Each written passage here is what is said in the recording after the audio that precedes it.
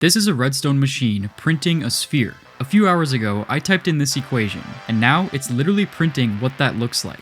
But that's not all. This machine can print nearly any equation you type in. From curved sheets to this saddle-looking thing to whatever this is, it'll print it using no command blocks and no mods. I've been dreaming of this project for over 5 years, and I'm happy to say that it's finally real. A 3D graphing calculator with just Redstone. But how did we get here?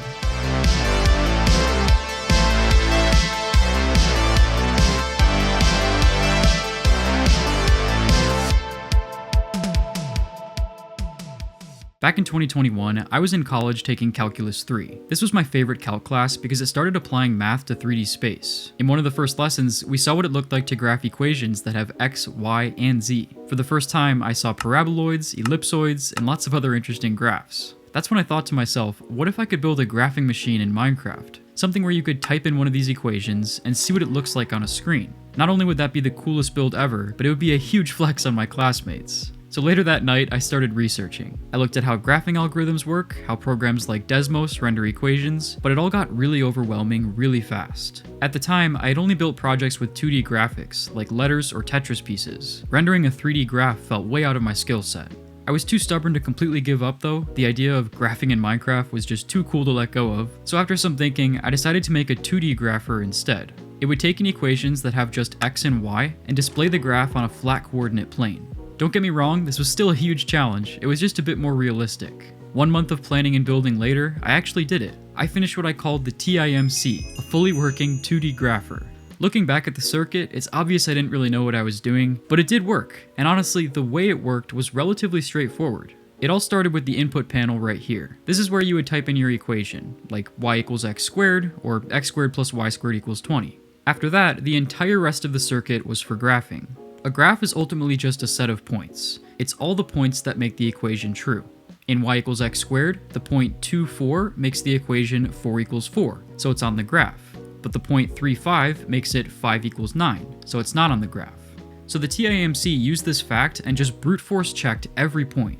For 10,000 integer points, it plugged it in, and if the equation was true, it plotted a pixel centered on that point.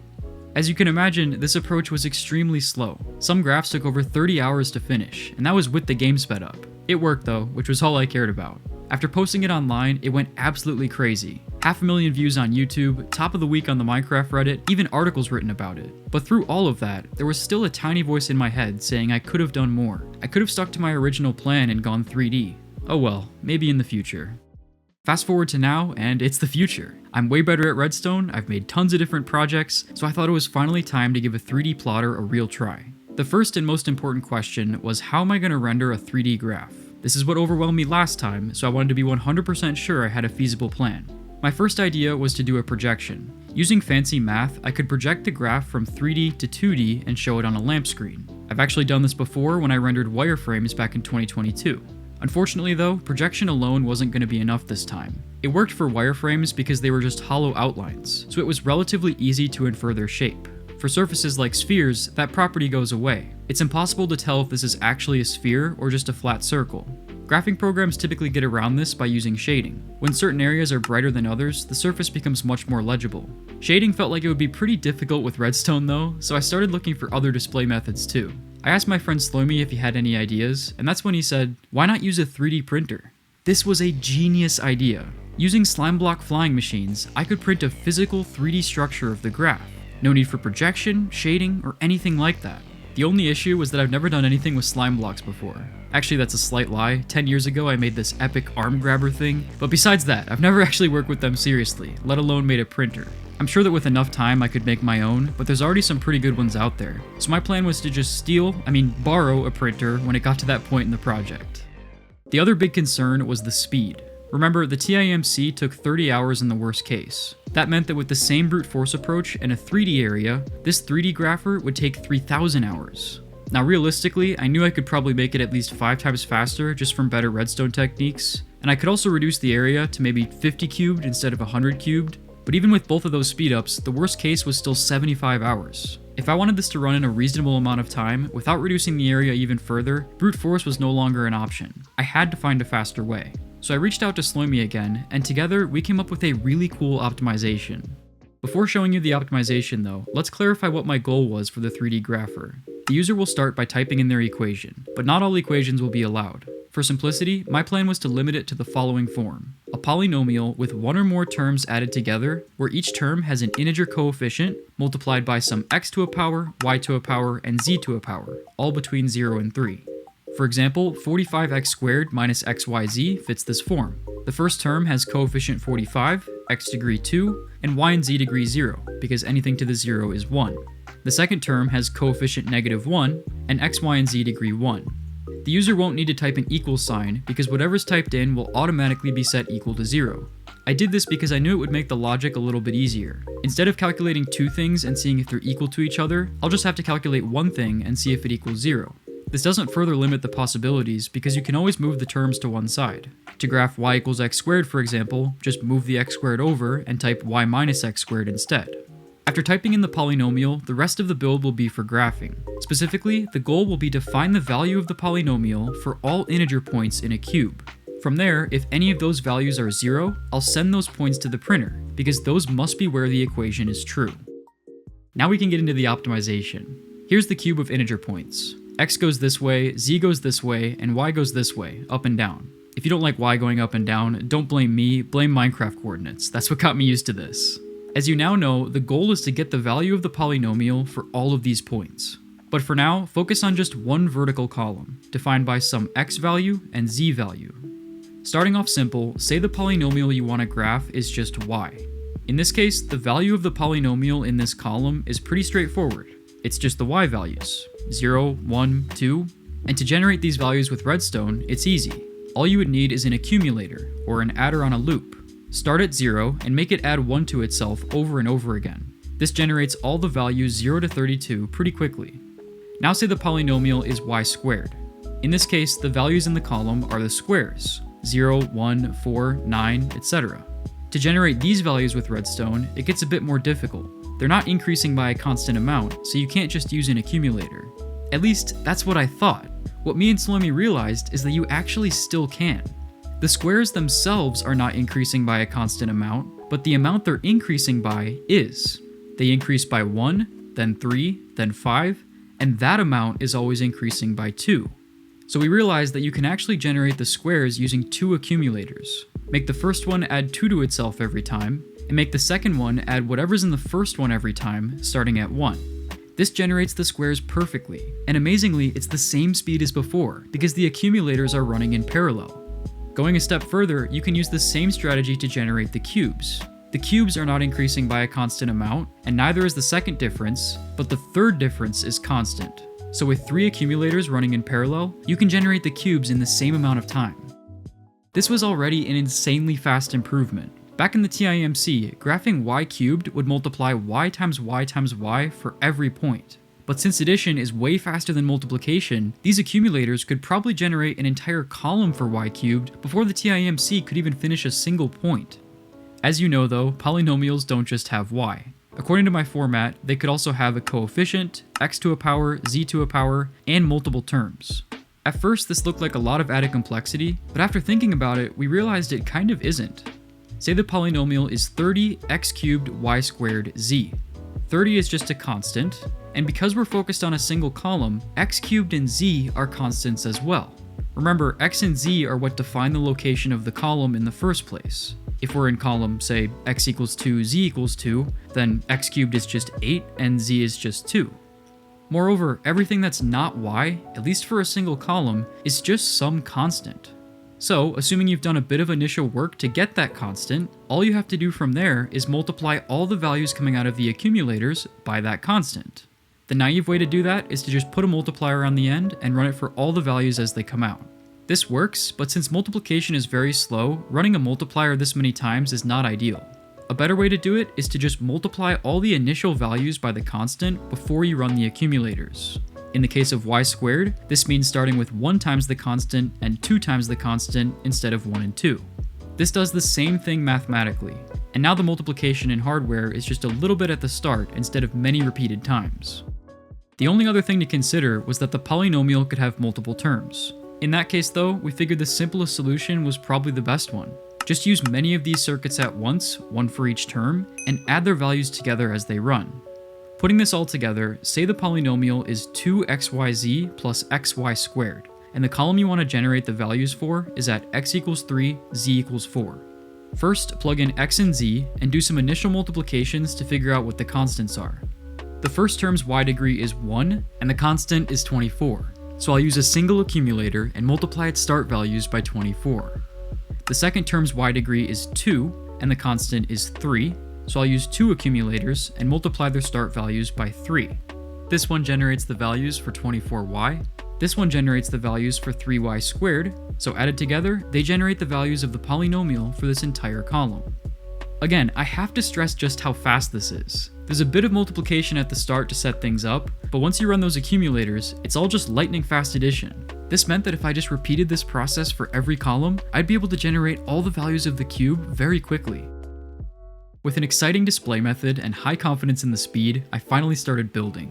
I started with an input panel with a bunch of different buttons for all the different characters. A keypad for 0 through 9, 3 buttons for x, y, and z, and 2 buttons for plus and minus. I didn't make a button to raise a variable to a power because I figured it was faster to just repeat the variable instead. Y minus x squared will be typed as y minus xx. It might look a little silly, but it's technically still correct. Plus, I knew the less unique characters I had now, the less work there would be later to parse the polynomial. Then behind the panel, I made a circuit to convert each character to a unique binary number. 0 through 9 converts to just 0 through 9, and the rest of them convert to 10 through 14. Typing in plus, for example, outputs 13. Then I connected this to a character display. This is the same character display for my QR code video. I just had to change the character ROM to match the new codes. Typing x puts x on the right, then typing y shifts x over and puts y on the right, etc., as you type the polynomial.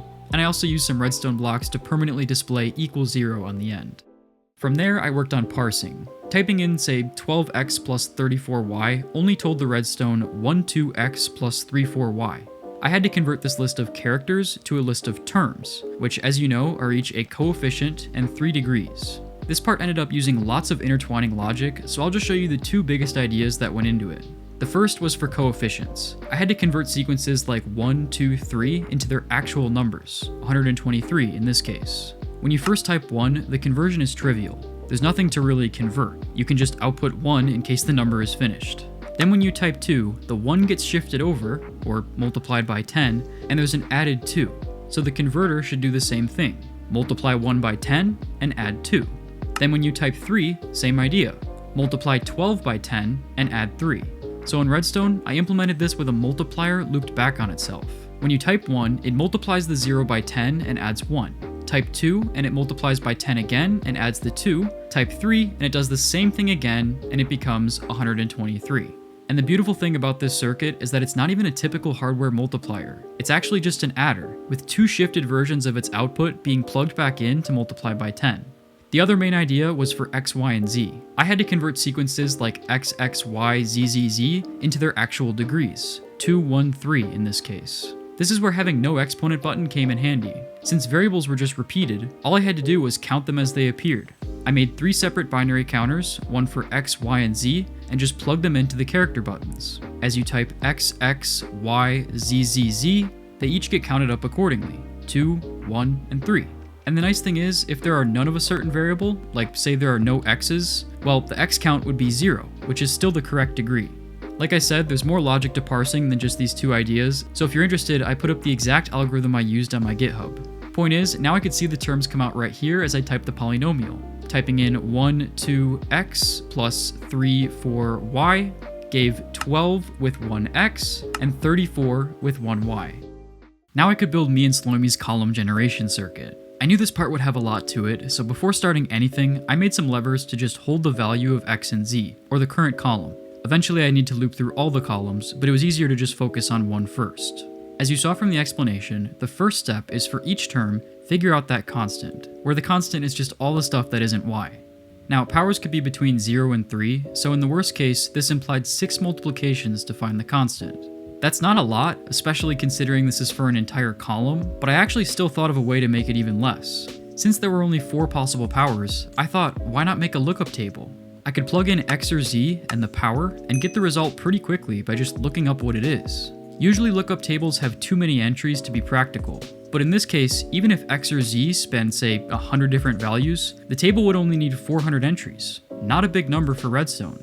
So after a few hours of work, I made this beautiful lookup circuit. Thanks to Sloimay's tips on the design, it turned out even smaller than I thought it would be. This input here is for the value, and this input is for the power. Putting in say 17 to the power of 3 outputs 4,913, or 17 cubed. I duplicated this circuit for both x and z, and now there were only 2 multiplications to find the constant. So I grabbed a very nice multiplier created by STA3, and I put in the logic to do those 2 multiplications for every term in the polynomial. To show it working, I'll put in the same thing from the animation, 2xyz plus xy squared with column 3, 4. When I press this button, it takes a little bit of time and calculates the constants, 24 and 3. The more fun part was the accumulator circuit. The actual design of the accumulator circuit is not very complicated, so normally I'd just whip this up with the first adder I could find and call it a day. But its importance to the overall speed made me spend a lot of extra time on it. This circuit would be doing most of the work, so I knew its speed would massively affect the speed of the whole build. I ended up building for hours, testing lots of different adder designs to find which one would be the absolute fastest for this. And then I realized something hilarious. The fastest design was sitting in front of me the entire time. Remember the multiplier from STA3? It turned out that the adder inside of it was exactly what I was looking for. I ripped it out, and after just 10 minutes of world editing, I had a final design that ran at just 4 ticks per cycle. I know all the real life hardware people are laughing right now, but trust me, that is an insane redstone speed for what it does. Let's generate the squares so you can see what I mean. Start this one with 1, start this one with 2, and run. 1, 4, 9. Yeah, it's hard to even stay with it out loud. The only downside with this circuit was that it was weirdly difficult to reset.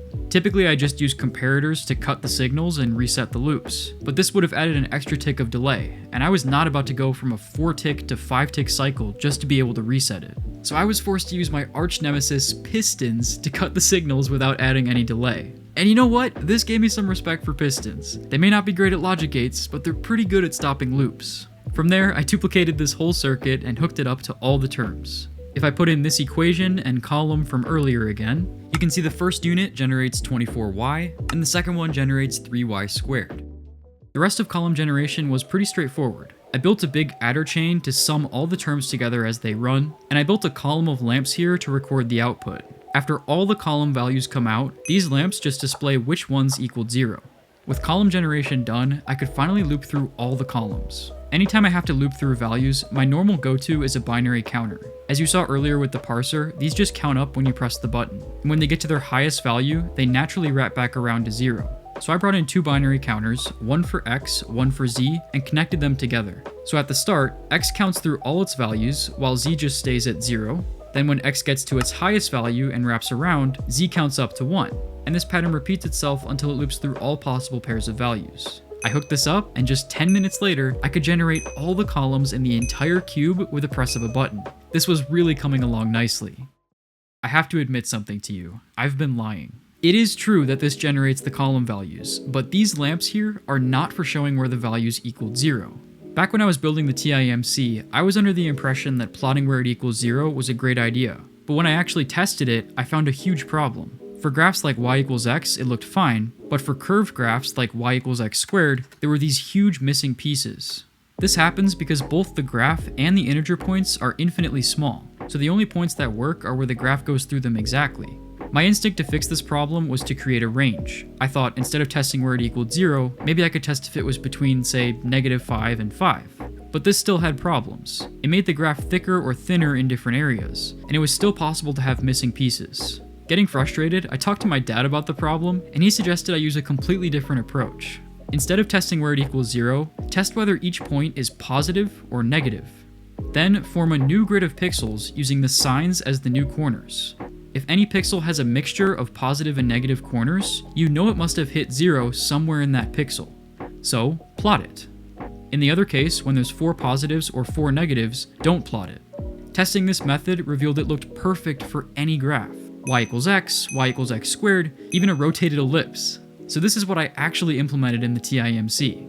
By the way, this was only possible thanks to my friend John DeFun. He made the amazing circuit to plot mixed signs. So for the 3D grapher, my plan from the beginning has actually been to apply this same method to 3D. I wanted to look at the 8 signs of each little cube and print any that are a mixture of positives and negatives. That's why these lamps are not where it equals 0. They're actually the signs. And now my next step was to implement this algorithm to get the real outputs for the printer.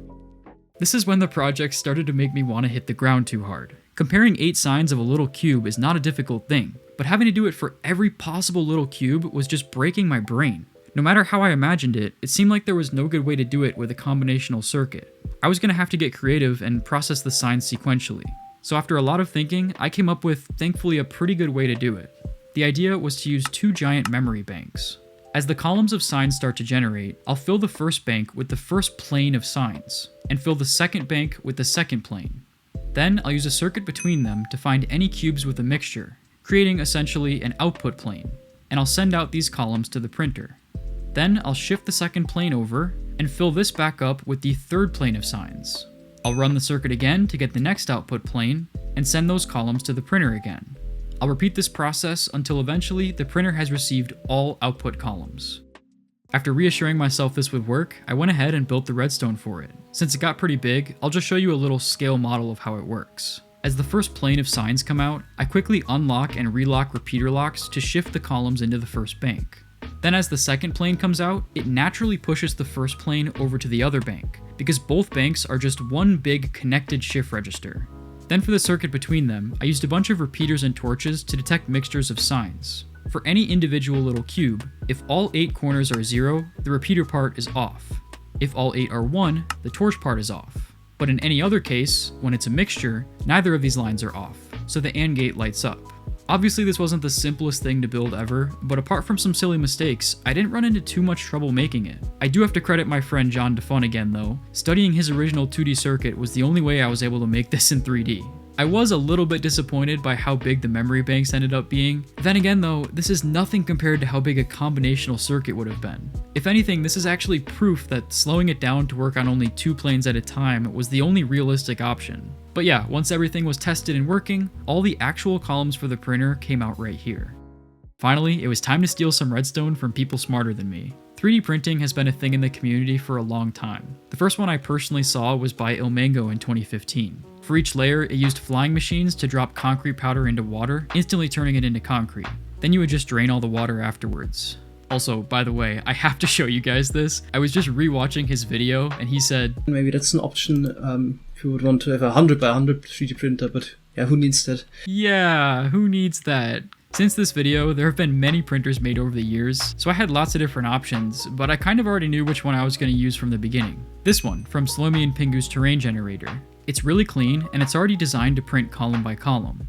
It all starts here with a tower of concrete powder. This is where you create the column you want to print. Wherever you power these pistons, it pushes the powder into a water stream and turns it into concrete. The powder then falls to replace the holes for next time, and it gets filled back up with this powder funnel at the top.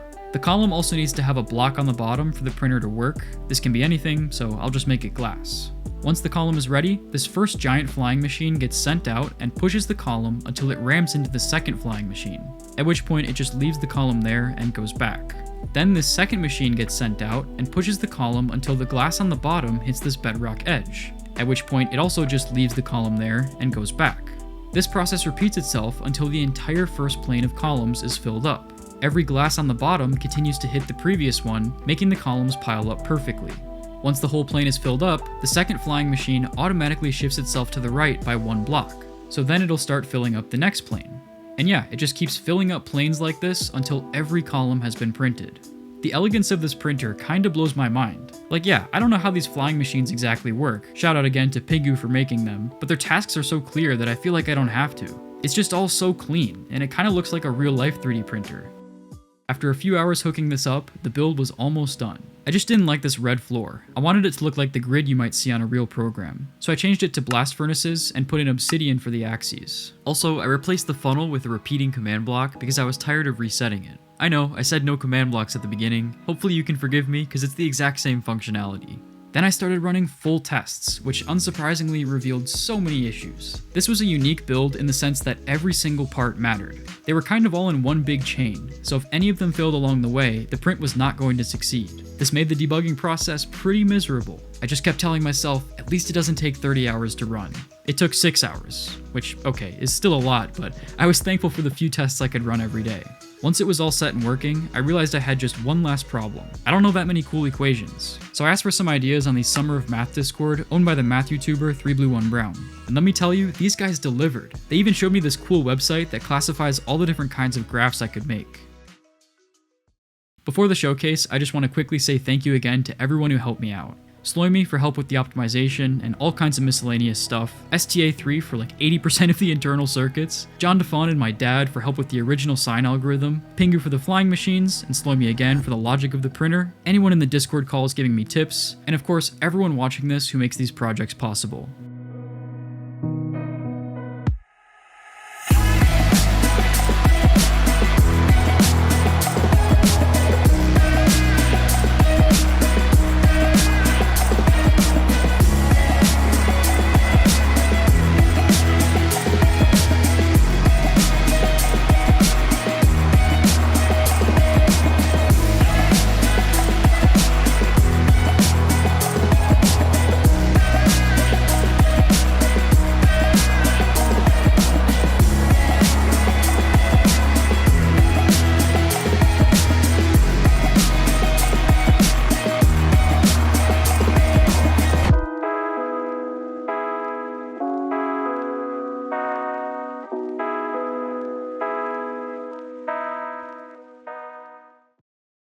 One of the biggest reasons I build these projects is because they trick me into learning about nerdy topics along the way. But don't get me wrong, if you want to learn about these topics too, you don't have to spend a month building a graphing calculator. The much better way to do it is with today's sponsor, Brilliant. Brilliant is an educational platform that puts a ton of effort into making lessons fun, visual, and actually about learning instead of memorization. When I was figuring out what graphs to use for the showcase, I started wondering how some of these graph transformations actually work. And as it turned out, Brilliant had a perfect course for just that. After going through it, I had a much more intuitive understanding of how these transformations actually connect to the algebra, which actually helped me design these graphs to look even better. With their courses crafted by world-class teachers from MIT and Harvard, I can always count on their lessons to not just teach me things, but also have me walk away with new, meaningful skills, whether it's a new way to draw circuits, visualize data, or a new programming trick. On top of that, Brilliant is designed to give you personalized practice, no matter your skill set, age, or anything like that. So there's basically no barrier to entry, which is why I honestly recommend them to anyone. To learn for free on Brilliant for a full 30 days, go to brilliant.org/mathbatwings, scan the QR code on screen, or click the link in the description. Brilliant's also given my viewers 20% off an annual premium subscription, which gives you unlimited daily access to everything on Brilliant.